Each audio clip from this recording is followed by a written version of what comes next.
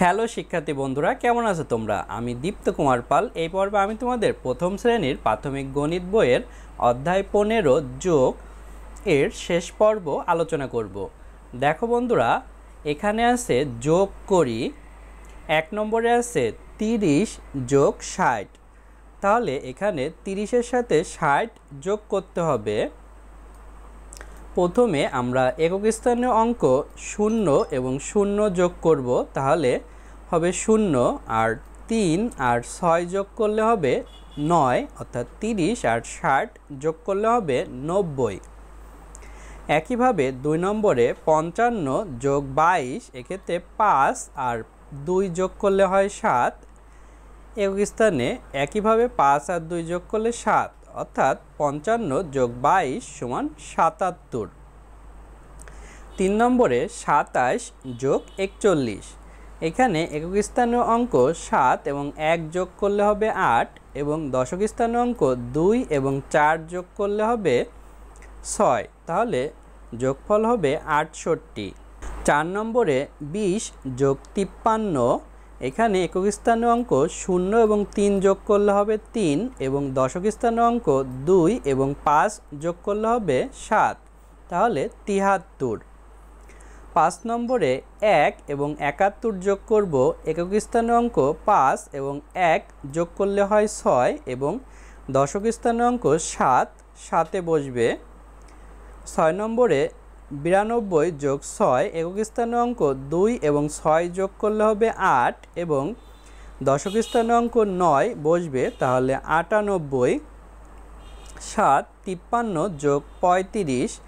এখানে একক স্থানীয় 3 এবং 5 যোগ করলে হয় 8, এবং দশক স্থানীয় 5 এবং 3 যোগ করলেও হবে 8, তাহলে 88। 8 নম্বরে 71 যোগ 11। একক স্থানীয় 1 এবং 1 যোগ করলে হবে 2, এবং দশক স্থানীয় 7 এবং 1 যোগ করলে হবে 8, তাহলে যোগফল 82। বন্ধুরা, এখন আমরা এই দুইটি লেখা অঙ্ক করব। দেখো বন্ধুরা, এখানে আছে বিদ্যালয়ের একটি শ্রেণীতে 23 জন ছাত্র এবং 25 জন ছাত্রী আছে। ওই শ্রেণীতে মোট কতজন ছাত্রছাত্রী আছে? তাহলে আমাদের বিদ্যালয়ে ছাত্র আছে 23 জন এবং ছাত্রী আছে 25 জন। ওই শ্রেণীতে কতজন ছাত্রছাত্রী, অর্থাৎ ছাত্রছাত্রী বের করতে হলে আমাদের ছাত্র আর ছাত্রীর সংখ্যা যোগ করলেই কিন্তু হয়ে যায়। তাহলে আমরা প্রথমে লিখব শ্রেণীতে ছাত্র আছে, অর্থাৎ ছাত্র 23 জন। তারপরে লিখব শ্রেণীতে ছাত্রী আছে, ছাত্রী হচ্ছে 25 জন।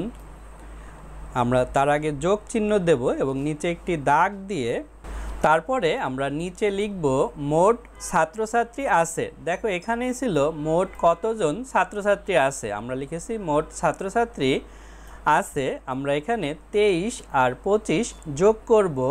প্রথমে আমরা একক স্থানীয় অঙ্ক 3 এবং 5 যোগ করব। তার জন্য আমরা 5 এরপর 3 কর পড়তে পারি। 5 এরপর 3 কর পড়লে হয় 6, 7, 8, তাহলে আমরা এখানে 8 লিখেছি। তারপরে দশক স্থানীয় অঙ্ক 2 এবং 2 যোগ করলে হয় 4, আমরা 4 লিখেছি, অর্থাৎ 23 এবং 25 যোগ করলে হয় 48। তারপরে দেখো পরের অঙ্কটি, তিথির 27টি রঙিন কাগজ আছে। বাবা তাকে আরও 40টি রঙিন কাগজ দিলেন। তার কাছে এখন কয়টি রঙিন কাগজ হলো?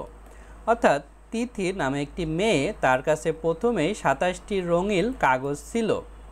তার বাবা তাকে আরও 40টি রঙিন কাগজ দিয়েছে, তাহলে তিথির কাগজ কিন্তু বেড়ে গিয়েছে। এখন কয়টি রঙিন কাগজ হলো? আমরা প্রথমে লিখব তিথির রঙিন কাগজ আছে 27টি। তারপরে লিখব বাবা দিলেন, অর্থাৎ বাবা তাকে দিলেন হচ্ছে 40টি রঙিন কাগজ। তাহলে আমাদের বের করতে বলছে তার কাছে এখন কয়টি রঙিন কাগজ হলো। তাহলে আমরা নিচে একটি দাগ দিয়ে এটি যোগ করব এবং লিখব রঙিন কাগজ হলো। আমরা প্রথমে একক স্থানীয় অঙ্ক 7 এবং 0 যোগ করব। তাহলে 0-র সাথে কোনো সংখ্যা যোগ করলে কিন্তু বাকি যেই সংখ্যাটি থাকে সেই সংখ্যাটি হয়, তাহলে আমরা 7 লিখব। এবং দশক স্থানীয় অঙ্ক 2 এবং 4 যোগ করব, তাহলে 4 আর 2 হয় 6। তাহলে 27 এবং 40 এর যোগফল হবে 67। বন্ধুরা, এভাবে আমরা কিন্তু এই নিচের দুইটি অঙ্ক সম্পূর্ণ করতে পেরেছি।